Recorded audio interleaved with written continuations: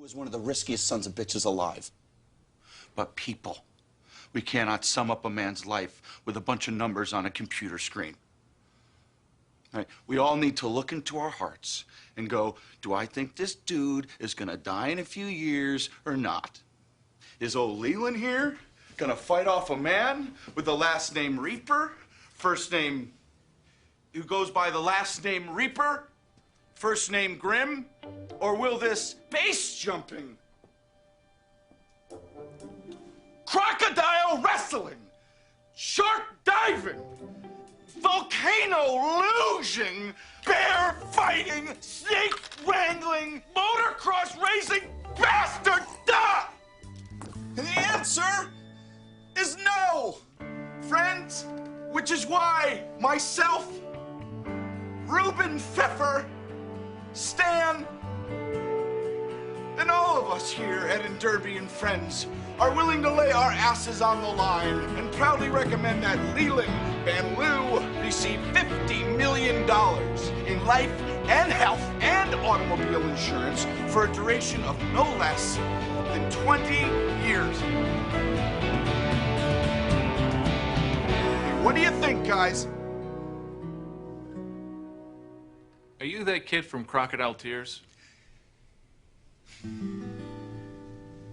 You're goddamn right I am. I thought so. Impressive presentation. He's insured. Yeah! Congratulations. Hey, bloody ripper!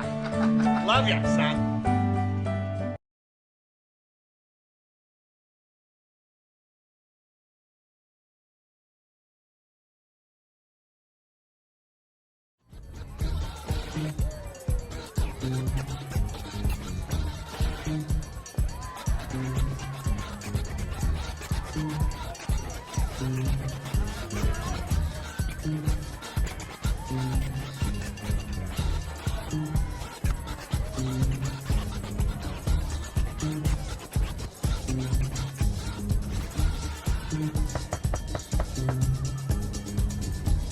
You need to pee?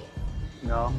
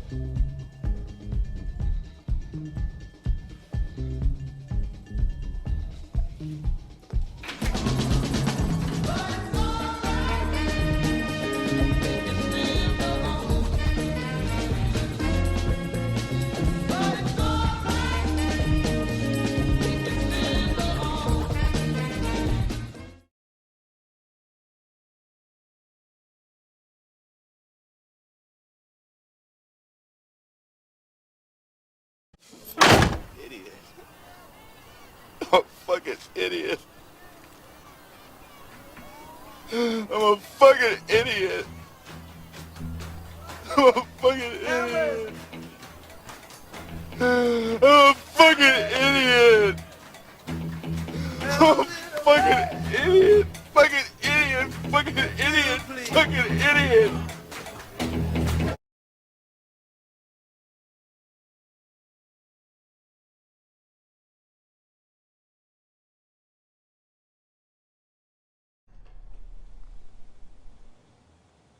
So?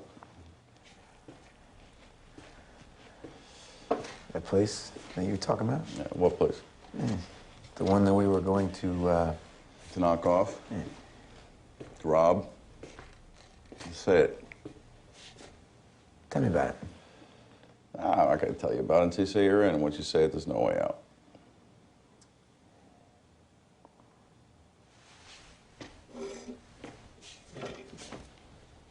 I'm in. Let me see your hands. You say it again, I'm in. What are you talking about? You say it again, I'm in. I'm in.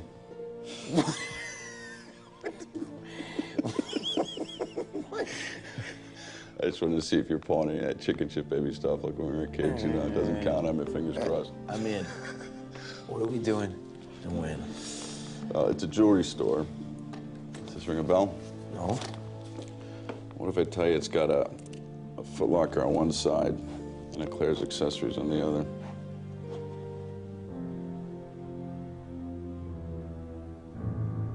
Yeah, that's right. You got it. Now listen.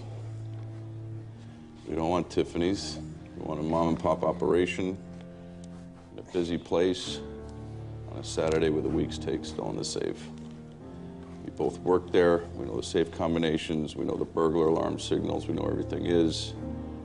I figure between the week's take, the jewelry and the cases, the vault, there's a $500,000 haul. I figure probably 6. That old dumb old lady that works there, she's alone till noon. She's not going to be a problem. Andy. Yeah. That's Mom and Dad's story. That's what I said. The mom and pop operation.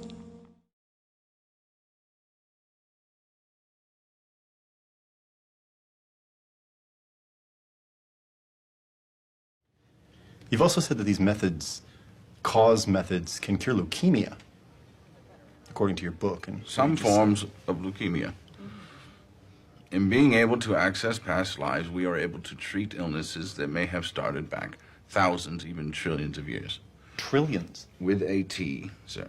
The Earth is not understood to be more than a few billion years old. Well, even the smartest of our current scientists can be fooled. Yes? You can understand skepticism. Yes, can you not? yes. For without it, we'd be positives and no negatives. Therefore, zero charge. We must have it. Good science, by definition, allows for more than one opinion, doesn't it? Which is why our gathering of data is so far-reaching. Otherwise, you merely have the will of one man, which is the basis of cult. Is it not? 'Tis. And thankfully, we are, all of us, working at breakneck speeds and in unison towards capturing the mind's fatal flaws and correcting it back to its inherent state of perfect. Whilst righting civilization and eliminating war and poverty, and therefore the atomic threat. Well, I find it quite difficult to comprehend, or more to the point, believe, that you believe, sir, that time travel hypnosis therapy can bring world peace and cure cancer. I have never been to the pyramids, have you? No. And yet we know that they are there. Because learned men have told us so. May I ask, what is your name? John Moore. Mr. Moore, if I may. Is there something frightening to you about the cause's travels into the past? Frightening? Yes. No. What scares you so much about traveling into the past, sir? I'm not Are you frightened. afraid that we might discover that our past has been reshapen, perverted, and perhaps what we think we know of this world is false information? Time travel does not frighten me, sir, because it's not possible. What does frighten me is the possibility of some poor soul with leukemia there are coming dangers to in you. traveling in and out of time, as we understand it. But it's not unlike traveling down a river, you see. You travel down the river, round the bend, look back, and you cannot see around the bend, can you? But that does not mean it is not there, does it? But certain clubs would like us to think that a truth, I say truth, uncovered should stay hidden. I belong to no club, and if you're unwilling to allow any discussion... No, this isn't a discussion, it's a grilling. There's nothing I can do for you if your mind has been made up. You seem to know the answers to your questions. Why do you ask?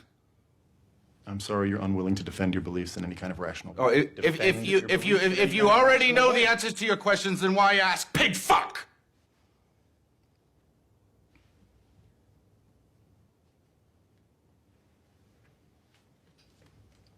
We are not helpless. And we are on a journey that risks the dark. If you don't mind, a good night to you.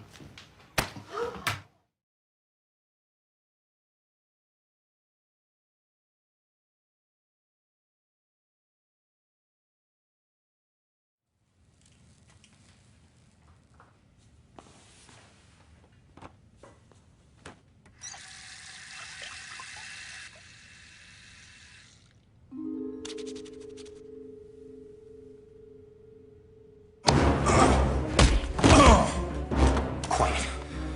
Read this. Slowly. Read it. The pleasure of Busby's company is what I most enjoy. He put a tack on Miss Yancey's chair when she called him a horrible boy. At the end of the month. He's flinging 2 kittens across the width of the room. I count on his schemes to reveal that. What the hell is this? Finish. Alpha, you're about to have a visitor. Finish. A way to escape my gloom. Got it.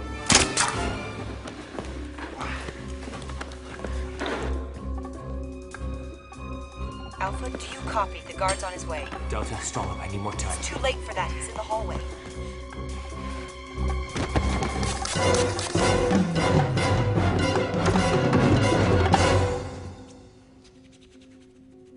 Sir, is everything all right? Everything is not all right. Voice mask is still compiling. I need 30 seconds. Sir?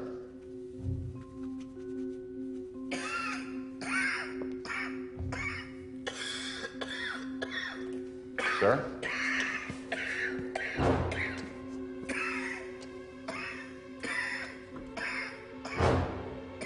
6 seconds, I'm uploading. Okay, go. Fine, wait outside.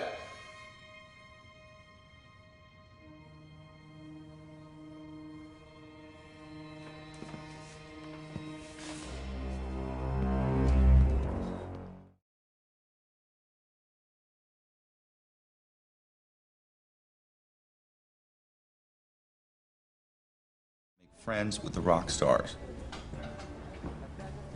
Look, if you're going to be a true journalist, a rock journalist, first you never get paid much, but you will get free records from the record company.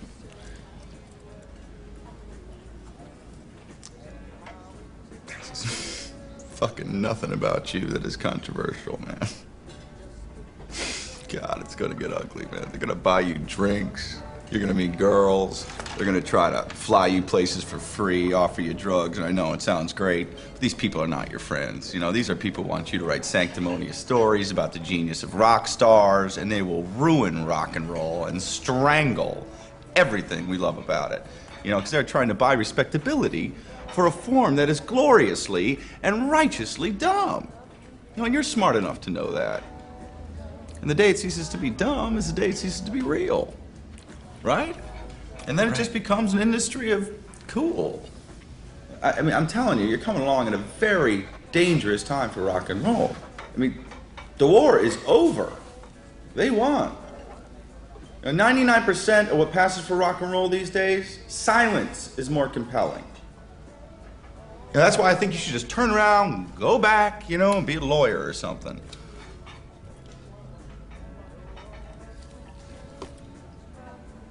I can tell from your face that you won't. I can give you $35. Give me 1,000 words on Black Sabbath. An assignment? Yeah.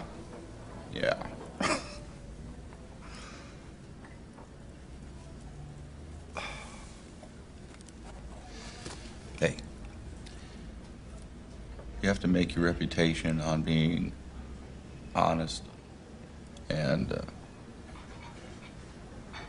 unmerciful. Honest. Unmerciful. Yeah, if you get into a jam, you can call me. I stay up late.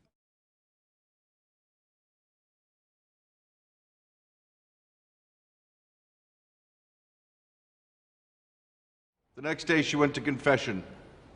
She got the old parish priest, Father O'Rourke. She told him the whole thing. Is gossiping a sin? She asked the old man. Was that the hand of God Almighty pointing a finger at me? Should I be asking your absolution, Father? Tell me, have I done something wrong? Yes, Father O'Rourke answered her. Yes, you ignorant, badly brought up female. You've borne false witness against your neighbor. You've played fast and loose with his reputation, And you should be heartily ashamed. So, the woman said she was sorry and asked for forgiveness. Not so fast, says O'Rourke. I want you to go home. Take a pillow up on your roof. Cut it open with a knife. And return here to me. So the woman went home. Took a pillow off her bed. A knife from the drawer. Went up the fire escape to her roof. And stabbed the pillow. Then she went back to the old parish priest as instructed. Did you gut the pillow with a knife? He says. Yes, Father. And what was the result? Feathers, she said. Feathers, he repeated. Feathers everywhere, Father. Now, I want you to go back and gather up every last feather that flew out on the wind. Well, she said, it can't be done. I don't know where they went. The wind took them all over. And that, said Father O'Rourke, is gossip.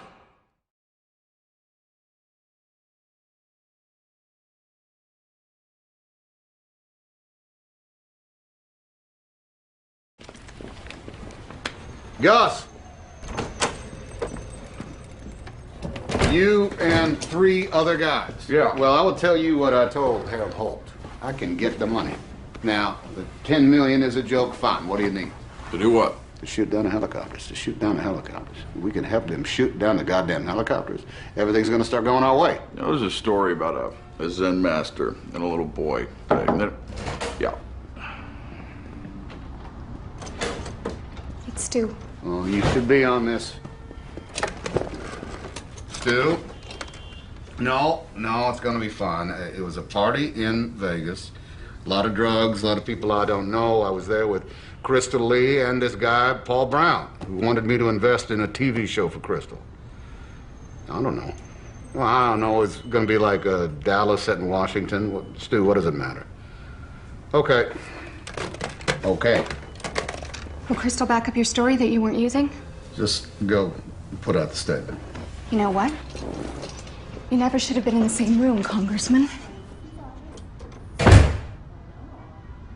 Gus! Yeah, the Swiss make an anti-aircraft gun called the Oerlikon. Listen, Charlie. 20-millimeter cannon, high rate of fire. I know the Oerlikon. Don't forget the limo driver. What do you mean? Oh, you took a limo from the casino to the airport, maybe. It's easy enough to track down the limo driver, hand him a subpoena, ask him if anything was going on in the back seat. So, in terms of cleaning up this... Were you listening at the door? I wasn't listening at the door. Were you standing at the goddamn door listening to me? How could you even... That's a thick door! You stood there and you listened to me? I wasn't standing at the door. Don't be an idiot. I bugged the scotch bottle. What? It's got a little transmitter on it. I got a little thing in my ear. Get past it. Don't believe this. Who the fuck are you? It's not in my ear right now. Take it easy. I was going to tell you about it, but I'd leave the room for a second because you were getting indicted. Oh, you're getting indicted. Is there a camera in here? It's a little paranoid. That's right. Will you take the bug off my scotch bottle now? Sure.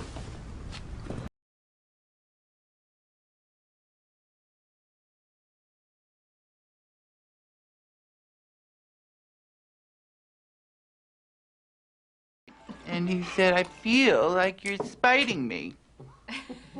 Do you think I took this job to spite you? I was writing the script as they were filming. All that time in Italy, and I worked like mad all day long and then dashed down to the bar around midnight to end in the next day's scenes. And Humphrey had just about moved into the hotel bar. Humphrey Bogart. Where he and John Houston. and, they drank every night. And I mean drank, like famished water buffaloes. Well, I'd only just handed them the final scene when the bellhop told me I had a phone call. And it was my stepfather, Joe Capote, calling to say that my mother had died. Yeah, I flew home to New York, terribly distraught. But when I got to the apartment, I could see that Joe was in even worse shape than I was. He grabbed my hand and he said to me, "Talk."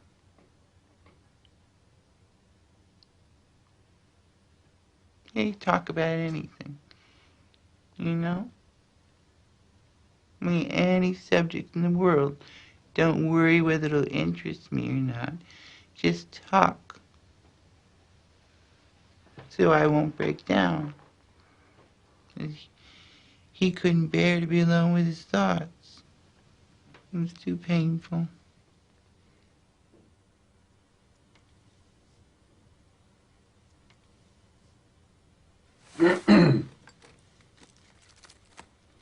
It's been a hard couple of weeks for Alvin. He and Herb Clutter were good friends from church. Oh, come on, Alvin. These are good people.